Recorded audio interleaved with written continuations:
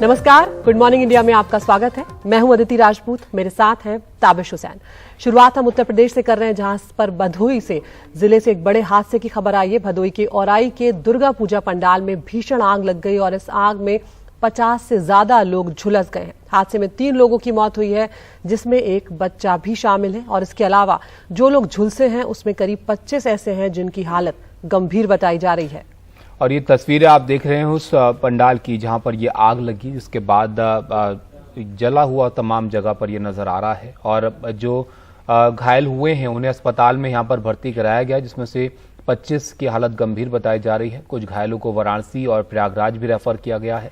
हादसा रात करीब 9 बजे हुआ, जब पूजा पंडाल में आरती हो रही थी। उस वक्त पंडाल में करीब 200 लोग मौजूद थे, ऐसा बताया जा रहा है। और आग की खबर फैलने के बाद फायर ब्रिगेड की गाड़ियां यहां पर पहुंची, पुलिस प्रशासन पहुंचा।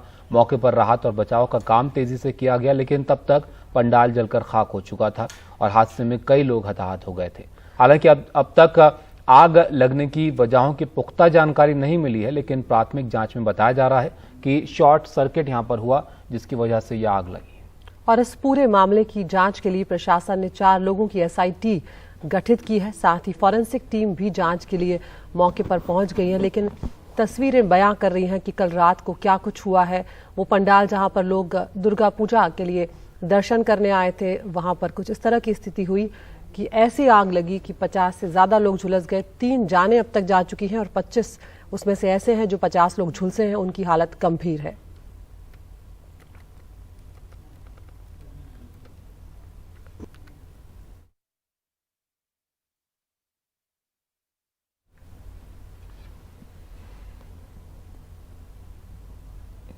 तो आपने देखा किस तरीके से वहां पर इस आग लगने के बाद के जो दृश्य थे वो नजर आए। यहाँ पर जो घायल हुए हैं वो भी काफी झुलस गए हैं। हमारे सहयोगी अजय सिंह भदोही पहुंचे, जहां पर उन्होंने उस पंडाल का जायजा लिया और हादसे को लेकर स्थानीय लोगों से बात की।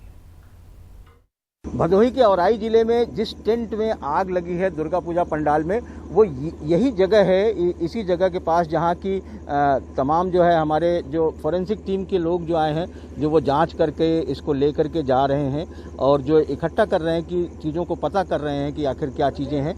तो इसी जगह से जो एक वीडियो आया उसमें दिख रहा है कि इसी कार्नर की जगह से इस वाले पंडाल में जो है वो कुछ कार्यक्रम हो रहा था, यहाँ पर कुछ फंक्शन चल रहा था यहाँ पर। और इस जगह से जो है वो अचानक यहाँ से चिंगारी निकली, आग पकड़ी और फिर पूरी वो आग इस पूरे पंडाल में पकड़ ली है। और जो नीचे दिख रहा है आपको एक सिल्वर फॉइल जैसी चीज़ें दिख रही है। यहाँ बहुत से लोग हैं जो रामलीला इसको दुर्गा पूजा पंडाल में देखने आए हैं, कल भी देखने आए थे ये तमाम लोग। तो ये किस तरीके से पंडाल किन चीज़ों से सजा हुआ था? जो ये पूरा सिल्वर का जो प्लास्टिक होता है उससे पूरे पंडाल का डेकोरेशन हुआ था। अच्छा। कहीं कहीं पर पहाड़ जैसा, कहीं पर ऊंचा नीचा बना हुआ था। अच्छा। उसके ऊपर से त्रिपाल लगा हुआ था, त्रिपाल पन्नी वगैरह। तो हमें तो ऐसा लग रहा है जैसे कि ये आग सर्किट की वजह से पहले ऊपर वाला सिल्वर की प्लास्टिक जमी, उसके बाद त्रिपाल, जिसके कारण आग भीषण हुआ। और भीड़ कम से कम यहाँ पर 100-150 के बीच में भीड़ मची हुई थी। आग लगने की वजह से भगदड़ बढ़ गई और लोग भाग नहीं पाए। चारों तरफ से पंडाल घिरा हुआ था, कहीं पर रास्ता जाने के लिए रास्ता भी नहीं था, सिर्फ एक ही द्वार था जिधर सब आ रहे थे, उधर से सब लोग जा रहे थे।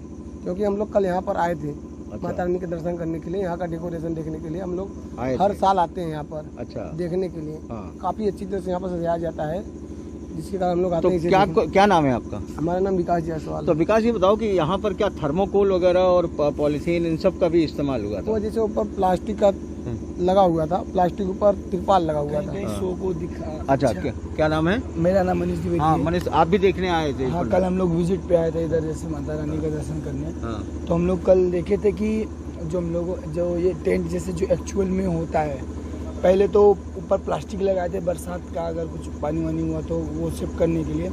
उसके नीचे वो कॉटन वाला, और उसके बाद उसके नीचे में लगाए थे एल्यूमिनियम का था। एल्यूमिनियम सिल्वर फॉइल जैसा। हाँ, वो सिल्वर फॉइल की जैसा था।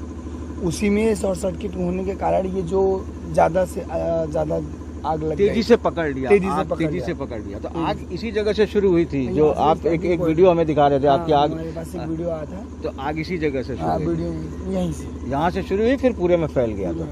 तो ये एक था। अगर हम इस स्टेज को अगर हम आपको दिखाएं तो इस स्टेज पर आपको देखना, आप देखिए बहुत से आपको थर्माकोल भी पड़ा हुआ आपको मिलेगा, वो सारी चीज़ें हैं। हालांकि यहाँ पर चूंकि कपड़े का पर्दा लगा था तो आग यहाँ तक तो नहीं आई इस इलाके में, लेकिन वो जो है इन इलाकों की ओर ज़्यादातर तेज़ी से आग फैली और ऊपर जो पूरा जो पॉलीथीन था वो सारी चीज़ें थी वो किस तरीके से गली हैं उसकी गवाही ये ज़मीन दे रहे हैं। अगर आप इन ज़मीनों को देखेंगे तो इसमें जो ये सिल्वर फॉयल आपको नज़र आएगा तो ये वो गवाही दे रहे हैं कि आखिर इसके ऊपर क्या था और किनकी वजह से इस तरीके की चीज़ें हुई हैं। और इसे और ज़्यादा अगर समझना है तो ये पूरा बांस का जो ये भाड़ा लगा था ये देखिए आपको जला हुआ नज़र आएगा। यहाँ पर अगर आपको दिखाएं तो इस जगह पर आपको ये देखने को मिलेगा कि किस तरीके से ये सिल्वर फॉयल की चीज़ें थी, प्लास्टिक की चीज़ें थी जो गल करके नीचे गिरी थी। ये जो मूर्ति है ये पूरी तरीके से जो है आग की चपेट में आई। मिट्टी की मूर्ति है लेकिन फिर भी ये काफ़ी जली हुई है। ये एक चीज़ यहाँ नज़र आकर के दिखाई पड़ रहा है। और इसी तरीके से अगर हम सामने की ओर चलते हैं, अगर आगे की ओर अगर जा कर के देखते हैं तो वहाँ जहाँ मेन मूर्ति है वहाँ पर भी इसी तरीके की चीज़ें देखने को मिली। और ये जो चीज़ें हैं वो जो लोग यहाँ थे तो प्लास्टिक की वजह से बहुत तेज़ी से आग फैली और ये गल गल करके लोगों के ऊपर गिरने लगी और जहाँ गिरी वहाँ चिपक गई और आग चिपक करके जहाँ गिरी उनके बदन में चिपक गई, जहाँ गई वहाँ उन्होंने उसने बर्न कर दिया, जला दिया।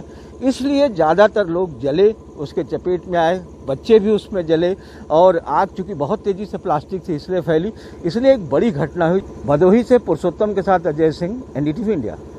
इधर जो है वो फोरेंसिक की टीम जो है वो यहाँ पर पूरी जांच करने में है।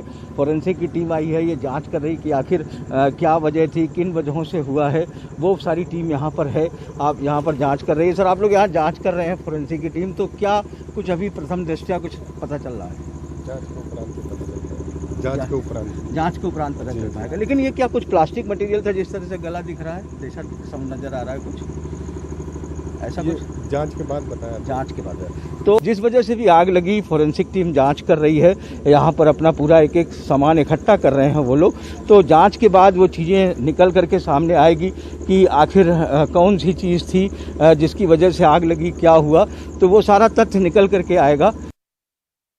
हम इस समय भदोही के औराई में सूर्या हॉस्पिटल में हैं, जहाँ की आप दिखाएं कि जो ये इनका इमरजेंसी वार्ड है, इस वार्ड में आप देखिए कि बहुत छोटे छोटे बच्चे हैं जो वहाँ गए थे। ये छोटा बच्चा है, एक और बहुत छोटा बच्चा है।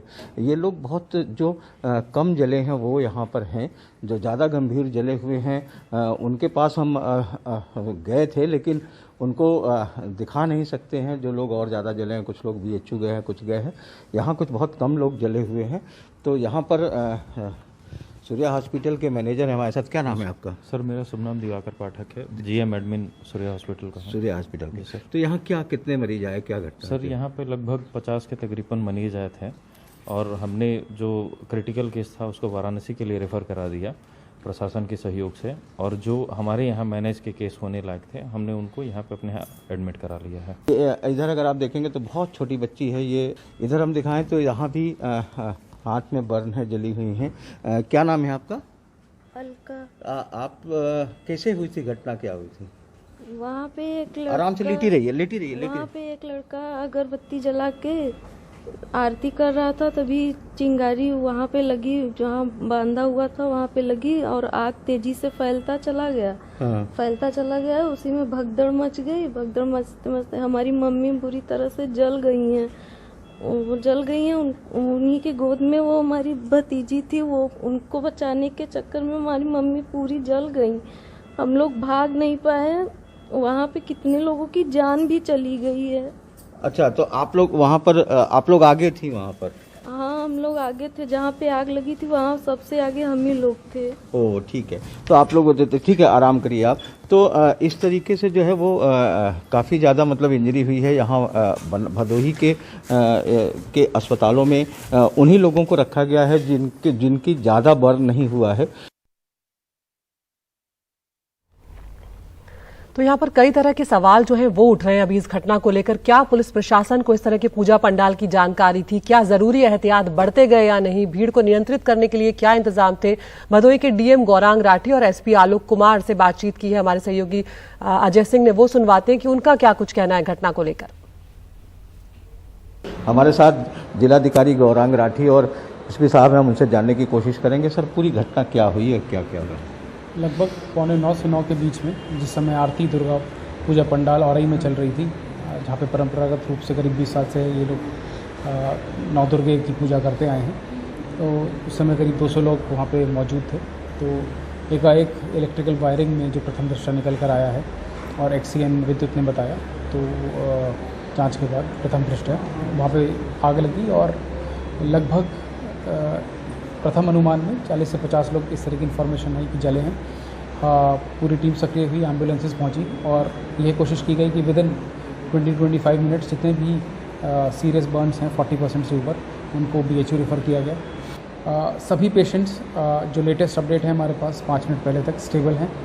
ऑलरेडी SIT गठित हो चुकी है 4 मेंबर की, वो जांच इस समय मौके पे कर रही है। ADM FNR वित्तन राजस्व, उनकी अध्यक्षता में टीम गठित हुई है।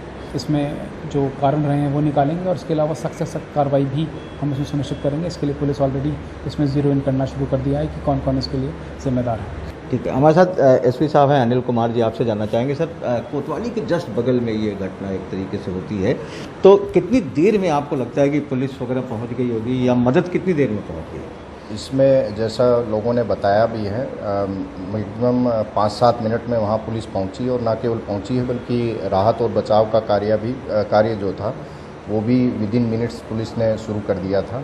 कुछ मुआवजे का भी आप लोग करके दे रहे हैं कुछ? बिल्कुल, इसमें ऑलरेडी शासन से बात है। शासन ने आश्वस्त किया है कि सरकार इसमें ज़्यादा से ज़्यादा मदद हर तरह की, चाहे वो उपचार के लिए हो और उसके बाद कंपनसेशन के लिए भी हो, उसमें करेगी। इसमें कोई दो राय नहीं है। और विदिन 24 आवर्स इसमें जितनी भी सुविधा हम लोग मुहैया करवा सकते हैं वो फैमिली से डिस्कस करके कल हम लोग कर लेंगे। इस साल मुंबई में शिवसेना की 2 दशहरा रैली होने जा रही हैं और दोनों ही गुट खुद को असली शिवसेना बता रहे हैं। शिवाजी पार्क में उद्धव ठाकरे दशहरा रैली को संबोधित करेंगे, तो वहीं BKC मैदान में मुख्यमंत्री एकनाथ शिंदे।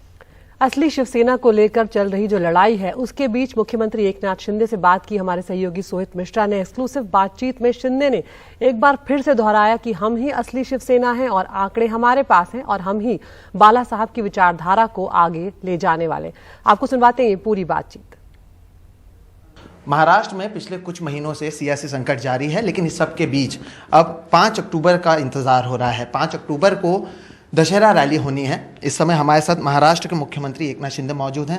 सर, बहुत बहुत शुक्रिया एक्सक्लूसिवली NDTV से बात करने के लिए।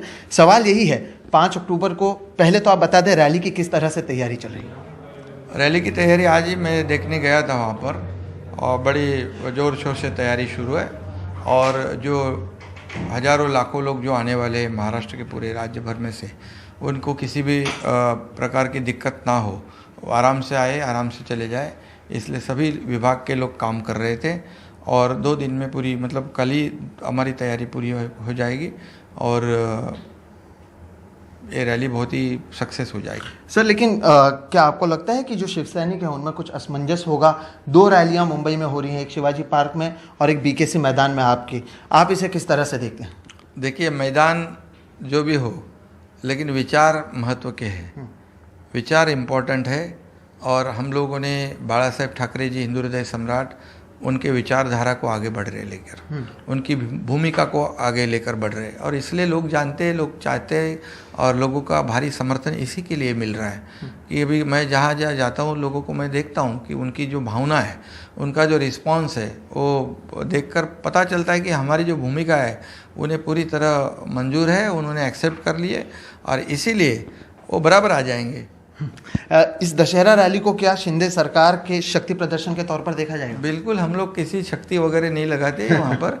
हम सिर्फ काम करने वाले लोग हैं और लोग बराबर आएंगे। उनको पता है कि ये काम करने वाले लोग हैं, ये जो विचार जो बोलते हैं वही करते हैं। और हमारी भूमिका स्पष्ट है, इस राज्य को आगे बढ़ाना, इस राज्य के सर्वसामान्य जो आपला मानुष जो है, वो उसका काम करना, उसको आगे बढ़ाना, उसका जीवन में बदलाव लाना और इस राज्य का सर्वांगीण विकास करना, ये समाज के जितने भी घटक है उसको न्याय देना, यही काम हमारा है। और निश्चित रूप ये जानते हैं लोग, विश्वास है, इसीलिए तो बड़े सभी लोग, सभी राज्य में से, सभी जगह से, राज्य क्या पूरे देश में से सब लोग आ रहे हैं, हमारे साथ में जुड़ रहे हैं। सर, जुड़ने से ही सवाल है कि कयास ये भी लगाया जा रहा है कि कुछ लोग जुड़ सकते हैं, मिलिंद नार्वेकर का नाम भी चल रहा है, क्या कहेंगे? अरे वो तो पता नहीं, वो किसी ने कहा है, लेकिन ऐसे कोई मेरे साथ में उनकी कोई बातचीत नहीं हुई है। सर, अब एक सुप्रीम कोर्ट का मुद्दा जो जिस तरह से कहा गया कि इलेक्शन कमीशन को अब दिया गया, एक बड़ी जीत आपके लिए हुई है। अब इसके आगे आप किस तरह से देखते हैं? क्या आपको अभी ये पूरा विश्वास है कि जो असली शिवसेना है या जो चुनाव चिन्ह है वो आप ही को मिलेगा, क्योंकि अब चुनाव आयोग के पास गया और आंकड़े आपके पास हैं? देखिए, बात साफ है, स्पष्ट है, क्योंकि लोकशाही में, डेमोक्रेसी में एक कॉन्स्टिट्यूशन है, लॉ है, रूल्स है, उसके मुताबिक ही सब कुछ चलता है और मेजॉरिटी को बहुत ही अहम महत्व है इसमें। तो हमारे पास 55 में से 40 विधायक है प्लस 10 हमारे इंडिपेंडेंट विधायक है। वो इंडिपेंडेंट तो बाजू रखो, लेकिन 55 में से 40 हमारे पास है। 18 सांसद में से 12 सांसद हमारे साथ है। देश में से 14 राज्य के प्रमुख हमारे साथ है। लाखों लोग हमारे साथ है जो ऑर्गेनाइजेशन के। तो ये सीधी बात है कि 55 में से 40, 18 में से 12, तो मेजोरिटी साफ है, स्पष्ट है। बिल्कुल। आखिरी 2 सवाल। एक, बीएमसी चुनाव क्या आप और बीजेपी मिलकर लड़ने वाले हैं? इसका ऐलान नहीं हुआ है, आपसे बिल्कुल साथ में लड़ेंगे। हमारा नेचुरल अलायंस है और शिवसेना भाजपा की सरकार राज्य में काम कर रही है, तो आने वाली सभी जो चुनाव है लोकल बॉडीज के, वो साथ में लड़ेंगे। आखिरी सवाल यही है कि आने वाले ये जो 2 दिन है उसमें कई आरोप आप पर लग रहे हैं कि कांग्रेस के साथ आप मिलने की बात 2017 में कर रहे थे, अशोक चौहान कह रहे हैं, आज के सामना में भी कई सारी चीज़ें कही गई हैं। किस तरह से जवाब देंगे? बिल्कुल, मैं काम में से जवाब दूंगा। मैं काम करने वाला मुख्यमंत्री हूँ और फील्ड पे उतर के काम करने वाला हूँ। इसलिए जो आरोप लगा रहे कि वो उनको सबको डर है कि ये इतना ऐसे काम करते रहेगा तो क्या होगा आगे, इसलिए मैं मेरा काम करते रहूँगा। बिल्कुल। महाराष्ट्र के मुख्यमंत्री एकनाथ शिंदे एक्सक्लूसिवली एनडीटीवी पर सभी सवालों का जवाब देते आपको नजर आ रहे हैं। मुंबई से कैमरा पर्सन राजेंद्र दयालकर के साथ सोहित मिश्रा, एनडीटीवी इंडिया। राष्ट्रीय स्वयंसेवक संघ के सरकारवाहक दत्तात्रेय होसबोले ने देश में बेरोजगारी और आय पर बढ़ती जो असमानता है उसको लेकर चिंता जाहिर की है। विपक्ष की तरफ सरकार पर निशाना साधते हुए उन्होंने कहा कि हमें इस बात का दुख है कि देश में करीब 20 लाख लोग बेरोजगारी रेखा के नीचे हैं, गरीबी रेखा के नीचे हैं और 23 करोड़ लोग प्रतिदिन 375 रुपए से भी कम कमा रहे हैं। साथ ही ये कहा कि गरीबी हमारे लिए एक राक्षस की तरह चुनौती बन गई है। हालांकि उन्होंने ये भी कहा कि पिछले कुछ सालों में इस दिशा में सरकार ने काम किया है।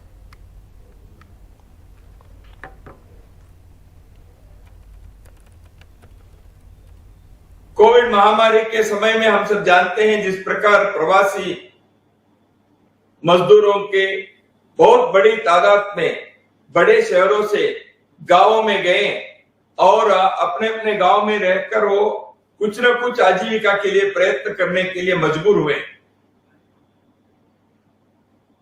पिछले कई दशकों से देश के गलत आर्थिक नीति के कारण गांव-गांव से नौजवान लोग रोजगार की तलाश में पलायन किए शहर की तरफ।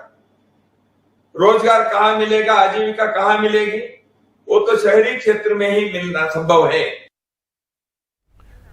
लखीमपुर के तिकुनिया कांड की आज पहली बरसी है और पिछले साल यहां प्रदर्शन कर रहे किसानों पर गाड़ी चढ़ा दी गई थी। उसके बाद हुई हिंसा में 4 किसानों समेत 8 लोगों की मौत हो गई थी। बरसी को देखते हुए कई राज्यों से यहां किसानों के पहुंचने का सिलसिला जारी है। न्याय की मांग को लेकर किसान आज यहां पर धरना प्रदर्शन और पंचायत करने जा रहे हैं। गाड़ी चढ़ाने का आरोपी आशीष मिश्रा, जो केंद्रीय गृह राज्य मंत्री अजय मिश्रा टेनी का बेटा है, वो जेल में है। किसान अजय मिश्रा टेनी की बर्खास्तगी और जेल में बंद किसानों की रिहाई की लगातार मांग कर रहे हैं। आज के प्रदर्शन में किसान नेता राकेश टिकैत भी शामिल होंगे। पुलिस ने भी सुरक्षा के पुख्ता इंतजाम यहां पर किए हैं।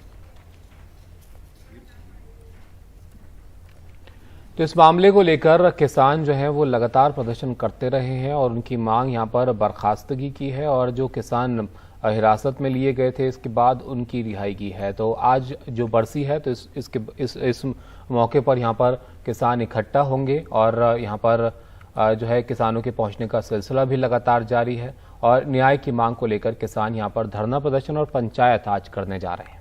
और ये वो तस्वीरें आप देख रहे हैं अपने टेलीविजन स्क्रीन पर, जब उस घटना में दलजीत जिनकी जान चली गई थी उनका परिवार है, वो तस्वीरें कोई भूला नहीं है ताबिश की, किस तरह से सड़क पर चल रहे किसान वहां पर थे, वो प्रदर्शन कर रहे थे और पीछे से गाड़ी आती है और उन किसानों के ऊपर चढ़कर निकल जाती है और उसके बाद जो नाराजगी थी किसानों की का जो गुस्सा था वो भड़का और उसके बाद वहां पे उस तरह की हिंसा हुई कि 8 लोगों की जान चली गई और कई परिवार जो है अभी भी अपनों को यहाँ पर याद कर रहे हैं। आपको सुनवाते हैं यहाँ पर राकेश टिकैत ने क्या कुछ कहा है।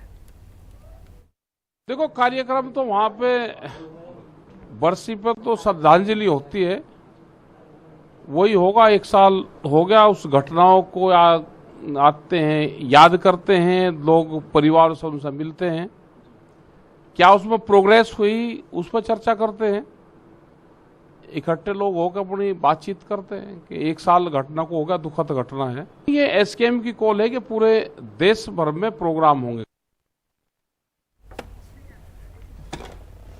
तो ये इस तरह का मामला था ताबिश जिसने वाकई में सबको हिलाकर रख दिया था, परेशान करने वाली ये तस्वीरें सामने आई थी। और जिस तरह से राकेश टिकैत कह रहे हैं कि काला दिन था और बरसी पर तो श्रद्धांजलि होती है, तो तमाम किसान अलग अलग राज्यों से आ रहे हैं एक तरह से और श्रद्धांजलि यहाँ पर देंगे। और ये आपको याद होगा उस वक्त का मामला है जब किसान जो है वो प्रदर्शन कर रहे थे और यहाँ पर एक कार्यक्रम उस वक्त होना था डिप्टी सीएम का, जिसके बाद वहाँ किसान जुटे थे और उसके बाद ये पूरा मामला जो है हुआ जब गाड़ी से कुचलते हुए किसानों को तस्वीरें सामने आई। उसके बाद ये बाद में जानकारी आई कि 8 लोगों की इसमें जान चली गई और अब 1 साल इसको पूरा हुआ है, तो यहाँ पर किसान बरसी के मौके पर इकट्ठा हो रहे हैं। हमारे सहयोगी आलोक पांडे की रिपोर्ट आपको दिखाते हैं। तो लखीमपुर शहर में है और पिछले साल इसी दिन 4 किसान और एक पत्रकार मारे गए थे। यहाँ से करीबन 80-90 किलोमीटर दूर तिकुनिया करके एक जगह है वहां पे, और उसका आरोप, उन मर्डर्स का आरोप जो अजय मिश्रा टेनी जो जूनियर होम मिनिस्टर हैं उनके बेटे आशीष मिश्रा और कम से कम 12-13 और अक्यूज पे लगा था। ये आरोप था कि आशीष मिश्रा एक एसयूवी में थे, वो उस एसयूवी ने इन किसानों को रौंदा और फिर आशीष मिश्रा गोली चलाते हुए वहां से भाग गए। पुलिस ने एक चार्जशीट तो सबमिट कर दी है कोर्ट में, लेकिन जो विक्टिम्स की फैमिलीज हैं उनका ये कहना है कि जब तक अजय मिश्रा टेनी गृह राज्य मंत्री बने हुए हैं तब तक स्विफ्ट जस्टिस के होप्स कम है। थोड़ा सा मैं डिटेल में जाना चाहूंगा। ये केस कोर्ट में है जैसा कि हम लोग जानते हैं, लेकिन कोर्ट में भी फिलहाल एक ट्रायल नहीं शुरू हो पाया इस केस में। अभी फिलहाल डिस्चार्ज पिटिशन फाइल की हुई हैं काफी अक्यूज ने, आशीष मिश्रा ने, उस पे कोर्ट को डिसाइड करना है। जब कोर्ट उसको डिसाइड करती है उसके बाद फिर चार्जेस फ्रेम होंगे और उसके बाद फिर ट्रायल शुरू होगा। ये थोड़ा सरप्राइजिंग है क्योंकि ये एक हाई प्रोफाइल केस है। सरकार ने पहले वादा किया था कि इसको फास्ट ट्रैक करेगी, लेकिन अभी तक वो हुआ नहीं है, ऐसा लग रहा है। दूसरा जो पहलू है वो ये है कि किसानों के परिवारों का ये कहना है कि जब तक, जैसा मैंने कहा, अजय मिश्रा टेनी जो आप पीछे जिनको पोस्टर पे भी देख सकते हैं, हैप्पी दिवाली की विशेष दी है उन्होंने लखीमपुर में, जब तक वो गृह राज्य मंत्री हैं तब तक परिवारों का ये कहना है कि ये केस आगे फास्ट ट्रैक नहीं होगा। टेनी का जो दबदबा है लखीमपुर में वो बना हुआ है। आपने देखा ये पोस्टर पीछे है, ऐसे कई पोस्टर आपको लखीमपुर में मिल जाएंगे और बहुत कम लोग मिलेंगे जो उनके खिलाफ बोलने को तैयार हों।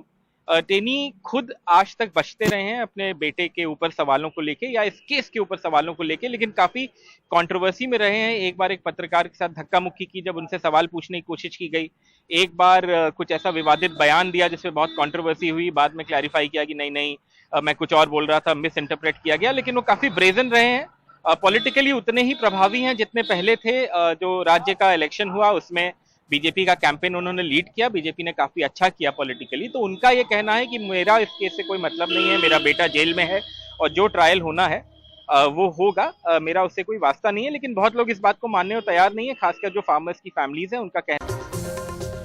गुजरात में विधानसभा चुनाव से पहले आम आदमी पार्टी प्रचार में पूरा जोर लगा रही है और अब आम आदमी पार्टी ने गाय को लेकर गारंटी दी है। अरविंद केजरीवाल ने गांधीनगर में कहा कि अगर आपकी सरकार बनी तो हर गाय के रखरखाव के लिए लोगों को 40 रुपए प्रति गाय प्रतिदिन दिए जाएंगे।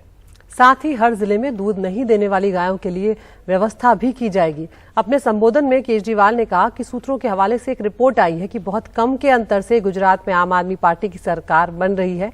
ऐसे में अब गुजरात के लोगों को धक्का लगाना पड़ेगा, क्योंकि इस रिपोर्ट के आने के बाद कांग्रेस और बीजेपी की बड़ी बैठकें हो रही हैं।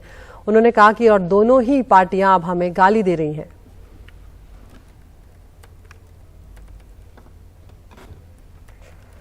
आम आदमी पार्टी की सरकार बनेगी गुजरात के अंदर तो हर गाय के रख रखाव के लिए हम लोग 40 रुपए प्रति गाय प्रतिदिन के हिसाब से देंगे और हर जिले के अंदर पांजरा पोल बनाया जाएगा, ताकि जो ऐसी गायें हैं जो दूध देना बंद कर देती हैं या जो सड़क पे घूम रही हैं, उनको भी वहां पे उनका भी रखरखाव किया जा सके। बहुत अच्छी बात है कि गुजरात के 6.5 करोड़ गुजराती मुझे प्यार करने लगे हैं। चाहे वो कांग्रेस का हो, चाहे बीजेपी का हो, सब मुझे खाने पे बुलाते हैं और मैं सबके घर जाता हूं। मुझे कोई लेना देना या कौन किसको वोट देता है। बड़ी अच्छी बात यह है कि बीजेपी वाले मुझे खाने पे बुलाते हैं, अपने नेताओं को नहीं बुलाते। कांग्रेस वाले भी मुझे खाने पे बुलाते हैं, अपने नेताओं को नहीं बुलाते। सब हमें प्यार करते हैं। मैं उनको सबको कहना चाहता हूं, जिसको मन करे उसको वोट दो।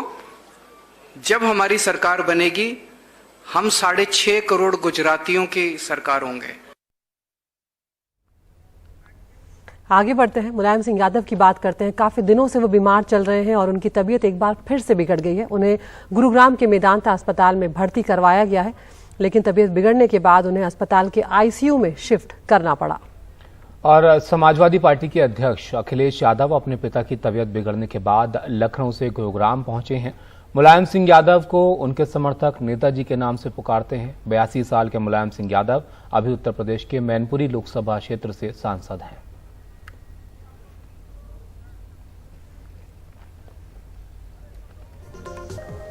समाजवादी पार्टी की ओर से ट्वीट करके मुलायम सिंह यादव के अस्पताल में भर्ती होने की जानकारी दी गई है। इसमें लिखा गया है कि आदरणीय नेताजी गुरुग्राम के मेदांता अस्पताल के आईसीयू में भर्ती हैं। उनकी हालत स्थिर है। वरिष्ठ डॉक्टरों की निगरानी में उनका इलाज चल रहा है।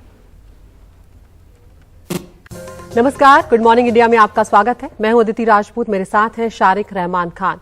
और शुरुआत हम कर रहे हैं उत्तर प्रदेश के भदोही जिले से। बड़े हादसे की खबर आई। कल सप्तमी का दिन था। दुर्गा पूजा पंडाल अलग अलग जगहों पर लगे हुए हैं, लेकिन यहां पर जो दुर्गा पूजा पंडाल था वहां पर ऐसी आग लगी कि उसने कई लोगों को झुलसा दिया। औरई के दुर्गा पूजा पंडाल में भीषण आग लगी है। कल रात में 50 से ज्यादा लोग झुलस गए हैं और 3 लोगों की मौत हो गई है, जिसमें एक बच्चा भी शामिल है। इसके अलावा जो लोग झुलसे उनमें करीब 25 की हालत गंभीर है। उन्हें अस्पताल में भर्ती कराया गया है। कुछ घायलों को वाराणसी और प्रयागराज रेफर कर दिया गया है। हादसा रात करीब 9 बजे हुआ, जब पूजा पंडाल में आरती हो रही थी। उस वक्त पंडाल में करीब 200 लोग मौजूद थे। आग की खबर फैलने के बाद फायर ब्रिगेड की गाड़ियां वहां पहुंची। पुलिस प्रशासन भी मौके पर पहुंचा। राहत और बचाव का काम हुआ, लेकिन तब तक पंडाल पूरी तरह से जलकर खाक हो चुका था। तस्वीरें आपके सामने हैं, जहां पर जो दुर्गा की मूर्तियां हैं वो नजर आ रही हैं और बगल में आपको वो भी देख रहे हैं कि किस तरह से उस वक्त सब कुछ जलकर खाक हो गया। हादसे में अब तक जो आग लगने की वजह है वो अब तक साफ नहीं हो पाई है, लेकिन शुरुआती जांच में ये माना जा रहा है कि ये आग शॉर्ट सर्किट की वजह से लगी है। इस पूरे मामले की जांच के लिए प्रशासन ने 4 लोगों की एसआईटी टीम गठित की है। साथ ही फॉरेंसिक टीम की जांच के लिए भी पहुंची है। अदिति, बताया जाता है कि सुरंग नुमा रास्ता बनाया गया था और इसी वजह से ज्यादा लोग अंदर फंस गए और आग लगने की स्थिति में बाहर नहीं आ पाए।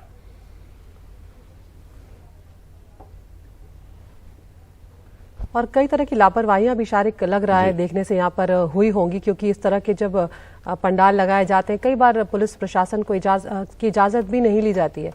हमारे सहयोगी अजय सिंह भदोही पहुंचे थे शारिक, और उन्होंने उस पंडाल में जाकर देखा कि हादसा कैसे हुआ और स्थानीय लोग क्या कुछ इस हादसे पर कह रहे हैं। भदोही के औराई जिले में जिस टेंट में आग लगी है दुर्गा पूजा पंडाल में, वो यही जगह है, इसी जगह के पास जहां की तमाम जो है हमारे जो फॉरेंसिक टीम के लोग जो आए हैं, जो वो जांच करके इसको ले करके जा रहे हैं और जो इकट्ठा कर रहे हैं कि चीज़ों को पता कर रहे हैं कि आखिर क्या चीज़ें हैं। तो इसी जगह से जो एक वीडियो आया है उसमें दिख रहा है कि इसी कॉर्नर की जगह से इस वाले पंडाल में जो है वो कुछ कार्यक्रम हो रहा था, यहाँ पर कुछ फंक्शन चल रहा था यहाँ पर, और इस जगह से जो है वो अचानक यहाँ से चिंगारी निकली, आग पकड़ी और फिर पूरी वो आग इस पूरे पंडाल में पकड़ ली है। और जो नीचे दिख रहा है आपको एक सिल्वर फॉइल जैसी चीज़ें दिख रही है। यहाँ बहुत से लोग हैं जो रामलीला इसको दुर्गा पूजा पंडाल में देखने आए हैं, कल भी देखने आए थे ये तमाम लोग।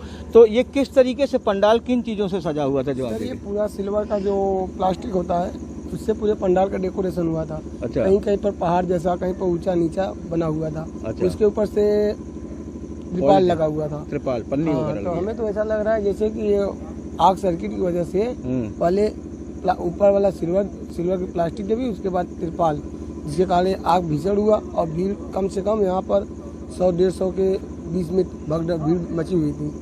आग लगने की वजह से भगदड़ बढ़ गई और लोग भाग नहीं पाए। चारों तरफ से पंडाल घिरा हुआ था, कहीं पर रास्ता जाने के लिए रास्ता भी नहीं था, सिर्फ एक ही द्वार था, जिधर सब आ रहे थे उधर से सब लोग जा रहे थे। क्योंकि हम लोग कल यहाँ पर आए थे माता रानी के दर्शन करने के लिए, यहाँ का डेकोरेशन देखने के लिए। हम लोग हर साल आते हैं यहाँ पर देखने के लिए। काफी अच्छी तरह से यहाँ पर सजाया जाता है, जिसके कारण हम लोग आते हैं। क्या नाम है आपका? हमारा नाम विकास जायसवाल। तो विकास जी बताओ कि यहाँ पर क्या थर्मोकोल वगैरह और पॉलीथीन इन सब का भी इस्तेमाल हुआ था? वो जैसे ऊपर प्लास्टिक का लगा हुआ था, प्लास्टिक ऊपर तिरपाल लगा हुआ था। शो को दिखा। अच्छा, क्या नाम है? मेरा नाम मनीष द्विवेदी। हाँ मनीष, आप भी देखने आए थे? हाँ, कल हम लोग विजिट पे आए थे इधर, जैसे माता रानी का दर्शन करने। तो हम लोग कल देखे थे कि जो ये टेंट जैसे जो एक्चुअल में होता है, पहले तो ऊपर प्लास्टिक लगाए थे, बरसात का अगर कुछ पानी वानी हुआ तो वो सेव करने के लिए। उसके नीचे वो कॉटन वाला, और उसके बाद उसके नीचे में लगाए थे एल्यूमिनियम का था। एल्यूमिनियम सिल्वर फाइल जैसा। वो सिल्वर फाइल की जैसा था। उसी में शॉर्ट सर्किट होने के कारण ये जो ज़्यादा से ज़्यादा आग लग तेजी से पकड़ लिया। तो आग इसी जगह से शुरू हुई थी, जो आप एक वीडियो हमें दिखा रहे थे। आपकी आग, हमारे पास एक वीडियो आया था। तो आग इसी जगह से शुरू हुई, यहीं से, यहाँ से शुरू हुई, फिर पूरे में फैल गया था। तो ये एक था। अगर हम इस स्टेज को अगर हम आपको दिखाएं तो इस स्टेज पर आपको देखना, आप देखिए बहुत से आपको थर्माकोल भी पड़ा हुआ आपको मिलेगा, वो सारी चीज़ें हैं। हालांकि यहाँ पर चूंकि कपड़े का पर्दा लगा था तो आग यहाँ तक तो नहीं आई इस इलाके में, लेकिन वो जो है इन इलाकों की ओर ज़्यादातर तेज़ी से आग फैली।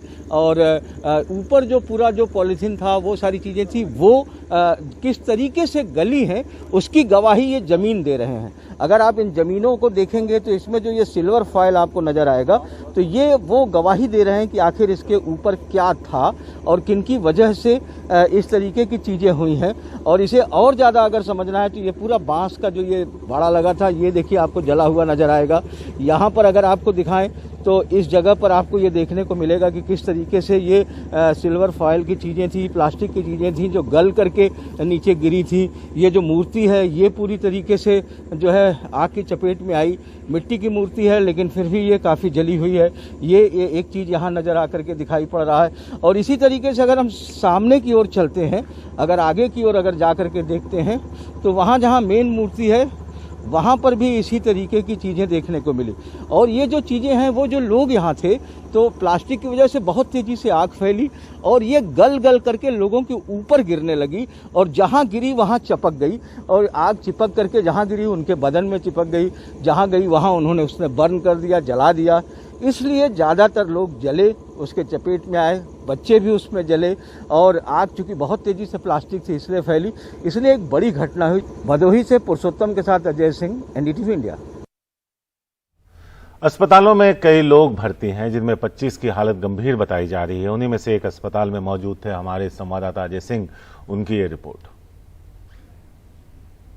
हम इस समय भदोही के औराई में सूर्या हॉस्पिटल में हैं, जहाँ की आप दिखाएं कि जो ये इनका इमरजेंसी वार्ड है, इस वार्ड में आप देखिए कि बहुत छोटे छोटे बच्चे हैं जो वहाँ गए थे। ये छोटा बच्चा है, एक और बहुत छोटा बच्चा है। ये लोग बहुत जो कम जले हैं वो यहाँ पर हैं, जो ज़्यादा गंभीर जले हुए हैं उनके पास हम गए थे, लेकिन उनको दिखा नहीं सकते हैं। जो लोग और ज़्यादा जले हैं, कुछ लोग BHU गए हैं, कुछ गए हैं। यहाँ कुछ बहुत कम लोग जले हुए हैं।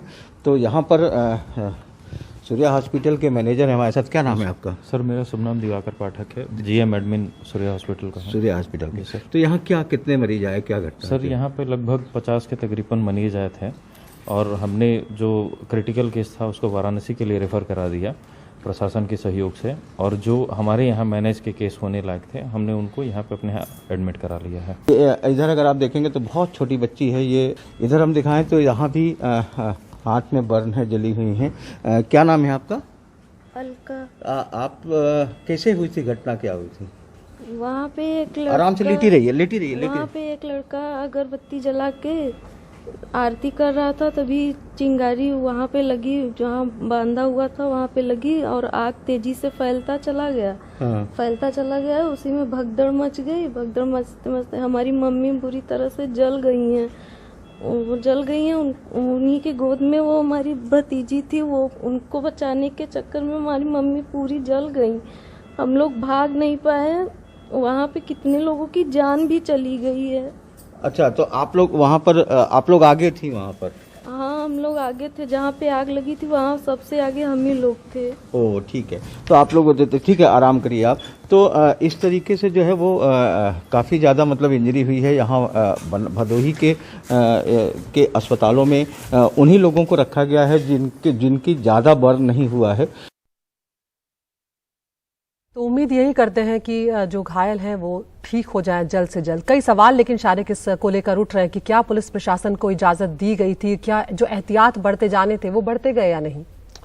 इस पर एक रिपोर्ट है जिसमें डीएम और एसपी दोनों से बात की है हमारे सहयोगी अजय सिंह ने।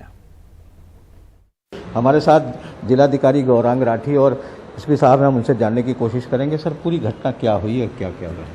लगभग 8:45 से 9 के बीच में, जिस समय आरती दुर्गा पूजा पंडाल औरई में चल रही थी, जहाँ पे परंपरागत रूप से करीब 20 साल से ये लोग नौ दुर्गे की पूजा करते आए हैं। तो उस समय करीब 200 लोग वहाँ पे मौजूद थे। तो एकाएक इलेक्ट्रिकल वायरिंग में जो प्रथम दृष्टया निकल कर आया है और एक्सीएन विद्युत ने बताया, तो जांच के बाद प्रथम दृष्टया वहाँ पे आग लगी और लगभग प्रथम अनुमान में 40 से 50 लोग इस तरह की इन्फॉर्मेशन आई कि जले हैं। पूरी टीम सक्रिय हुई, एम्बुलेंसेस पहुंची और ये कोशिश की गई कि विदिन 20-25 मिनट्स जितने भी सीरियस बर्न्स हैं 40% से ऊपर, उनको BHU रेफ़र किया गया। सभी पेशेंट्स जो लेटेस्ट अपडेट है हमारे पास 5 मिनट पहले तक स्टेबल हैं। ऑलरेडी SIT गठित हो चुकी है 4 मेंबर की, वो जांच इस समय मौके पे कर रही है। ADM FNR विपिन राजस्व, उनकी अध्यक्षता में टीम गठित हुई है। इसमें जो कारण रहे हैं वो निकालेंगे और इसके अलावा सख्त से सख्त कार्रवाई भी हम इसमें सुनिश्चित करेंगे। इसके लिए पुलिस ऑलरेडी इसमें ज़ीरो इन करना शुरू कर दिया है कि कौन कौन इसके लिए जिम्मेदार है। ठीक है, हमारे साथ एसपी साहब हैं अनिल कुमार जी, आपसे जानना चाहेंगे। सर, कोतवाली के जस्ट बगल में ये घटना एक तरीके से होती है, तो कितनी देर में आपको लगता है कि पुलिस वगैरह पहुँच गई होगी या मदद कितनी देर में पहुँच गई? इसमें जैसा लोगों ने बताया भी है, मिनिमम 5-7 मिनट में वहाँ पुलिस पहुँची और न केवल पहुँची है बल्कि राहत और बचाव का कार्य जो था वो भी विदिन मिनट्स पुलिस ने शुरू कर दिया था। कुछ मुआवजे का भी आप लोग करके दे रहे हैं? बिल्कुल, इसमें ऑलरेडी शासन से बात है। शासन ने आश्वस्त किया है कि सरकार इसमें ज़्यादा से ज़्यादा मदद हर तरह की, चाहे वो उपचार के लिए हो और उसके बाद कंपनसेशन के लिए भी हो, उसमें करेगी। इसमें कोई दो राय नहीं है। और विदिन 24 आवर्स इसमें जितनी भी सुविधा हम लोग मुहैया करवा सकते हैं वो फैमिली से डिस्कस करके कल हम लोग कर लेंगे। इधर जो है वो फोरेंसिक की टीम जो है वो यहाँ पर पूरी जांच करने में है। फोरेंसिक की टीम आई है, ये जांच कर रही कि आखिर क्या वजह थी, किन वजहों से हुआ है, वो सारी टीम यहाँ पर है। आप यहाँ पर जांच कर रही है। सर, आप लोग यहाँ जांच कर रहे हैं फोरेंसिक की टीम, तो क्या कुछ अभी प्रथम दृष्टया कुछ पता चल रहा है? जांच के उपरांत पता चल पाएगा। लेकिन ये क्या कुछ प्लास्टिक मटेरियल था जिस तरह से गला दिख रहा है, जैसा सब नजर आ रहा है, कुछ ऐसा कुछ जांच के बाद बताया? जांच के बाद। तो जिस वजह से भी आग लगी, फोरेंसिक टीम जांच कर रही है। यहाँ पर अपना पूरा एक एक सामान इकट्ठा कर रहे हैं वो लोग। तो जांच के बाद वो चीज़ें निकल करके सामने आएगी कि आखिर कौन सी चीज़ थी जिसकी वजह से आग लगी, क्या हुआ, तो वो सारा तथ्य निकल करके आएगा। कांग्रेस की भारत जोड़ो यात्रा जारी है। कल यात्रा कर्नाटक के मैसूर से गुजरी, जहां तेज बारिश के बावजूद राहुल गांधी का भाषण सुनने के लिए भारी भीड़ जमा थी। राहुल गांधी ने भी बारिश की परवाह किए बगैर लोगों को संबोधित करना जारी रखा। उन्होंने महंगाई और बेरोजगारी के मुद्दे पर मोदी सरकार पर जमकर हमले किए। और ये वो तस्वीरें हैं जो सोशल मीडिया पर भी जमकर वायरल हो रही हैं और सभी लोग इस बात की राहुल गांधी की तारीफ कर रहे हैं कि तेज बारिश के बावजूद भी उन्होंने अपना भाषण नहीं रोका। भीड़ भी उन्हें सुनने के लिए रुकी रही और कहा गया कि इस तस्वीर को याद रखा जाएगा। इस बीच सूत्रों के मुताबिक कांग्रेस अध्यक्ष सोनिया गांधी भी पहुंचने जा रही हैं कर्नाटक। 6 अक्टूबर को सोनिया गांधी कर्नाटक के मांड्या जिले पहुंचेंगी, जहां वो भारत जोड़ो यात्रा में शामिल होंगी। और ये भी कहा जा रहा है कि 7 अक्टूबर को प्रियंका गांधी भी भारत जोड़ो यात्रा में हिस्सा लेंगी। तो एक तरफ कांग्रेस कई तरह की दिक्कतों से जूझ रही है, लेकिन भारत जोड़ो यात्रा जो है वो लगातार राहुल गांधी कोशिश कर रहे हैं ज्यादा से ज्यादा लोगों से जुड़ने की।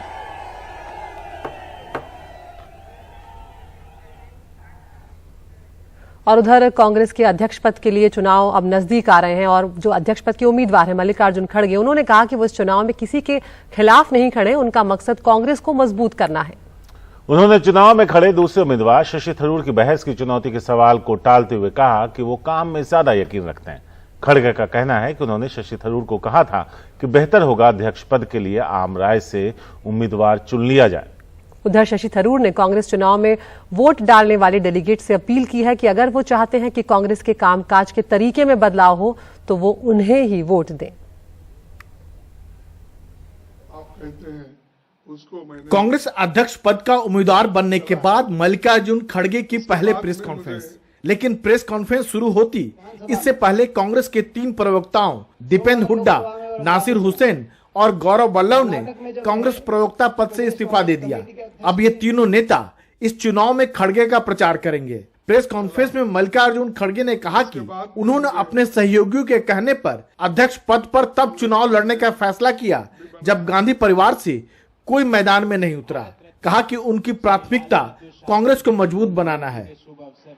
मैं किसी के विरोध में नहीं उतरा, मैं सिर्फ अपने विचारों को कांग्रेस में मजबूती लाने के लिए, तो इन विचारों को आगे जाने के लिए मैंने एक मौका है, इसीलिए इसको मैं तैयार हूं। वहीं कांग्रेस के अध्यक्ष पद के दूसरे उम्मीदवार शशि थरूर ने चुनाव में वोट डालने वाले कांग्रेस डेलीगेट से अपील की कि अगर वो चाहते हैं कि संगठन के कामकाज में बदलाव हो तो उन्हें वोट दें। इस पर खड़गे से पूछा गया तो उन्होंने कहा कि पार्टी के अंदर जो भी बदलाव की जरूरत होगी वह सब मिलकर करेंगे। देखिए, उनके विचार हो सकते हैं क्योंकि उनका मेरा परिचय इधर इधर हुआ है, और वो जो स्टेटस को की बात करते हैं तो रिफॉर्म की बात करते हैं।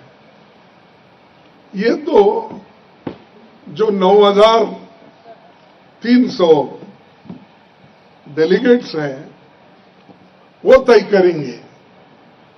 वो तय करने के बाद हमारी कमेटी बनेगी और जो चेंजेस हमारे पार्टी में होना है, क्योंकि ये इंटरनल मैटर है, घर का है, और जब घर में सभी जो मेंबर्स हैं वो कहेंगे और जो भी कमेटी बनेगी, जो भी पॉलिसी मैटर बनेगी, सबके सहमति से बनेगी। हालांकि कहने को शशि थरूर चुनाव जरूर लड़ रहे हैं, लेकिन लगता है कि कांग्रेस के ज्यादातर सदस्यों और गांधी परिवार का समर्थन मल्लिकार्जुन खड़गे के साथ है। ऐसे में खड़गे की जीत लगभग तय मानी जा रही है कि खड़गे साहब हमारे नेतृत्व के एक महत्वपूर्ण अंग है।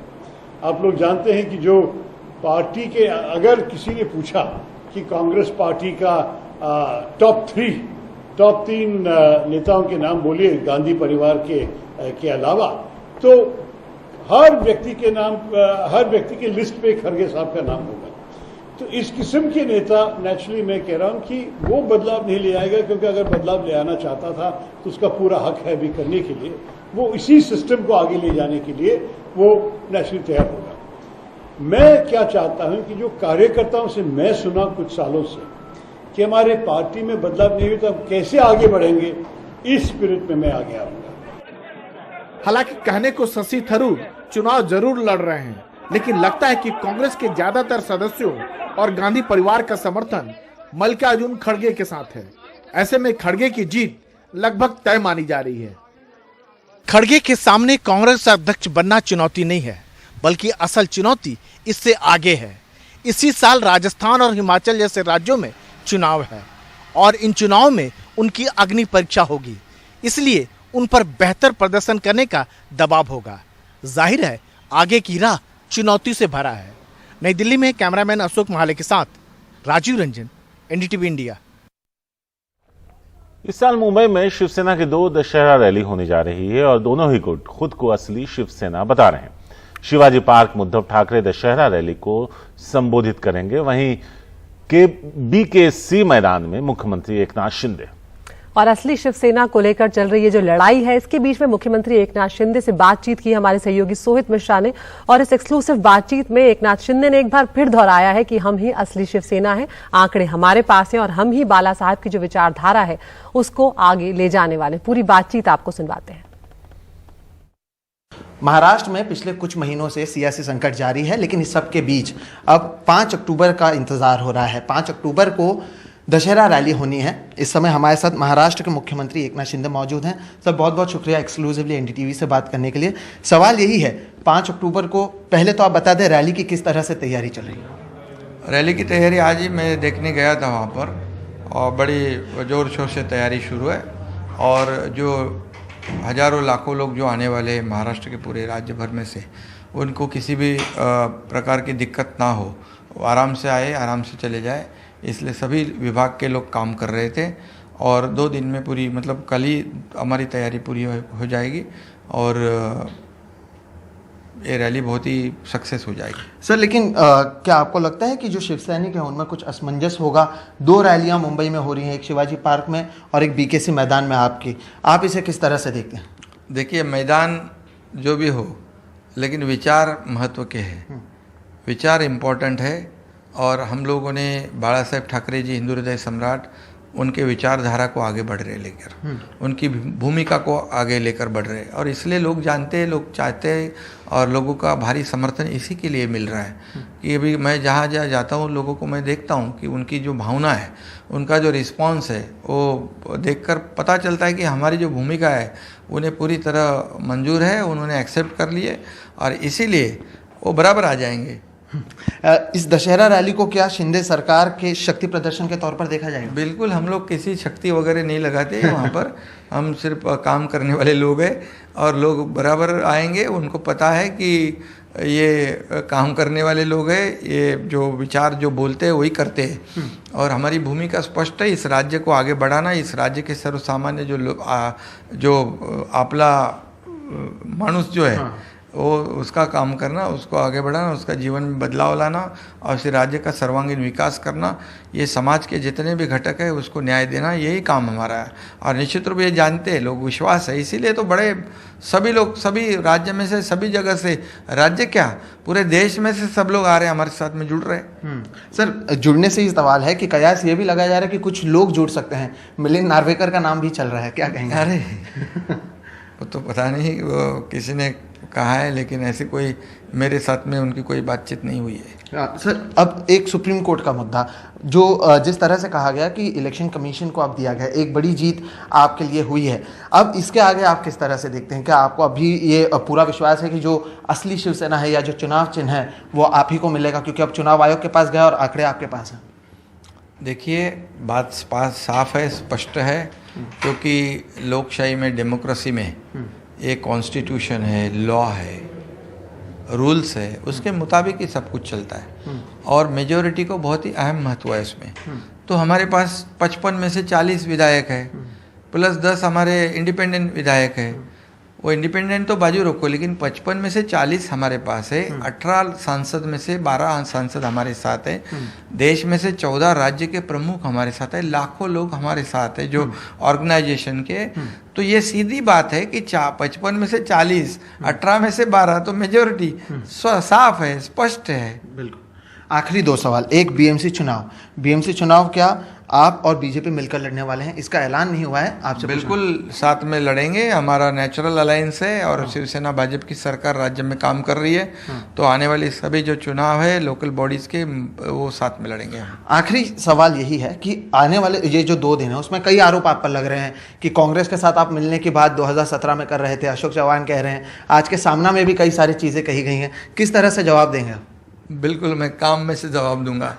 मैं काम करने वाला मुख्यमंत्री हूँ और फील्ड पे उतर के काम करने वाला हूँ, इसलिए जो आरोप लगा रहे कि वो उनको सबको डर है कि ये इतना ऐसे काम करते रहेगा तो क्या होगा आगे, इसलिए मैं मेरा काम करते रहूँगा। बिल्कुल। महाराष्ट्र के मुख्यमंत्री एकनाथ शिंदे एक्सक्लूसिवली एनडीटीवी पर सभी सवालों का जवाब देते आपको नजर आ रहे हैं। मुंबई से कैमरा पर्सन राजेंद्र दयालकर के साथ सोहित मिश्रा, एनडीटीवी इंडिया। आगे बढ़ते हैं। आरएसएस के सरकारवाहक दत्तात्रेय होसबोले ने देश में बेरोजगारी और आय में बढ़ती जो असमानता है उस पर चिंता जाहिर की है। विपक्ष की तरह सरकार पर निशाना साधते हुए उन्होंने कहा कि हमें इस बात का दुख है कि देश में करीब 20 करोड़ लोग गरीबी रेखा के नीचे हैं और 23 करोड़ लोग प्रतिदिन 375 रुपए से भी कम कमा रहे हैं। गरीबी हमारे लिए एक राक्षस की तरह चुनौती बन गई है। हालांकि उन्होंने यह भी कहा कि पिछले कुछ सालों में इस दिशा में सरकार ने काम किया है, लेकिन जिस तरह से उन्होंने बेरोजगारी और गरीबी का मुद्दा उठाया है वो कई मुद्दों की तरफ इशारा करता है। लगभग 20 करोड़ लोग गरीबी रेखा के नीचे जी रहे हैं। प्रतिदिन 375 रुपए से कम आय है। ऐसे लोग हिंदुस्तान में 23 crore people are having less than 375 rupees income per day. देश में गरीबी है, अनएम्प्लॉयमेंट है, तो वह एक बहुत बड़ी चुनौती है देश में गरीबी के कारण। कोविड महामारी के समय में हम सब जानते हैं जिस प्रकार प्रवासी मजदूरों के बहुत बड़ी तादाद में बड़े शहरों से गांवों में गए और अपने अपने गांव में रहकर वो कुछ न कुछ आजीविका के लिए प्रयत्न करने के लिए मजबूर हुए। पिछले कई दशकों से देश के गलत आर्थिक नीति के कारण गांव-गांव से नौजवान लोग रोजगार की तलाश में पलायन किए शहर की तरफ। रोजगार कहां मिलेगा, आजीविका कहां मिलेगी, वो तो शहरी क्षेत्र में ही मिलना संभव है। लखीमपुर के तिकुनिया कांड की आज पहली बरसी है। पिछले साल यहां प्रदर्शन कर रहे किसानों पर गाड़ी चढ़ा दी गई थी। वो तस्वीरें शायद हम में से कोई भी नहीं भूला है। उसके बाद जो हिंसा हुई उसमें 4 किसानों समेत 8 लोगों की मौत हो गई थी। बरसी को देखते हुए कई राज्यों से यहां पर किसानों के पहुंचने का सिलसिला जारी है। न्याय की मांग को लेकर किसान आज यहां धरना प्रदर्शन और पंचायत करने जा रहे हैं। गाड़ी चढ़ाने वाले आरोपी आशीष मिश्रा, जो केंद्रीय गृह राज्य मंत्री अजय मिश्रा टेनी का बेटा है, वो फिलहाल जेल में। किसान अजय मिश्रा टेनी की बर्खास्तगी और जेल में बंद किसानों की रिहाई की मांग कर रहे हैं। आज के प्रदर्शन में किसान नेता राकेश टिकैत भी शामिल होंगे।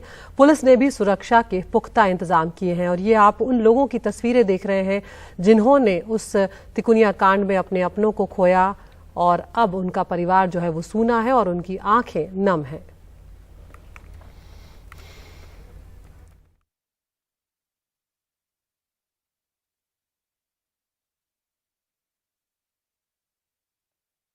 जी, हम इस वक्त लखीमपुर शहर में हैं और पिछले साल इसी दिन 4 किसान और एक पत्रकार मारे गए थे। यहाँ से करीबन 80-90 किलोमीटर दूर तिकुनिया करके एक जगह है वहाँ पे, और उसका आरोप, उन मर्डर्स का आरोप जो अजय मिश्रा टेनी जो जूनियर होम मिनिस्टर हैं उनके बेटे आशीष मिश्रा और कम से कम 12-13 और अक्यूज पे लगा था।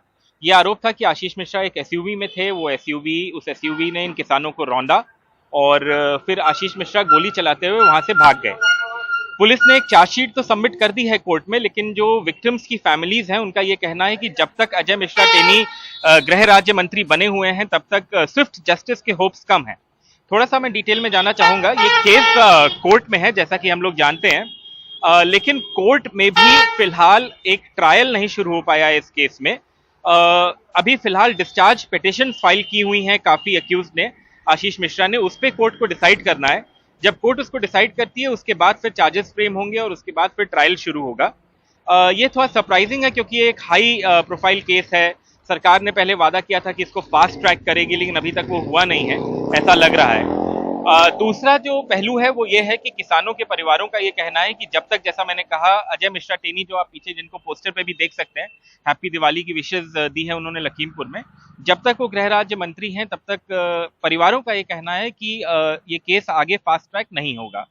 टेनी का जो दबदबा है लखीमपुर में वो बना हुआ है। आपने देखा ये पोस्टर पीछे है, ऐसे कई पोस्टर आपको लखीमपुर में मिल जाएंगे और बहुत कम लोग मिलेंगे जो उनके खिलाफ बोलने को तैयार हो।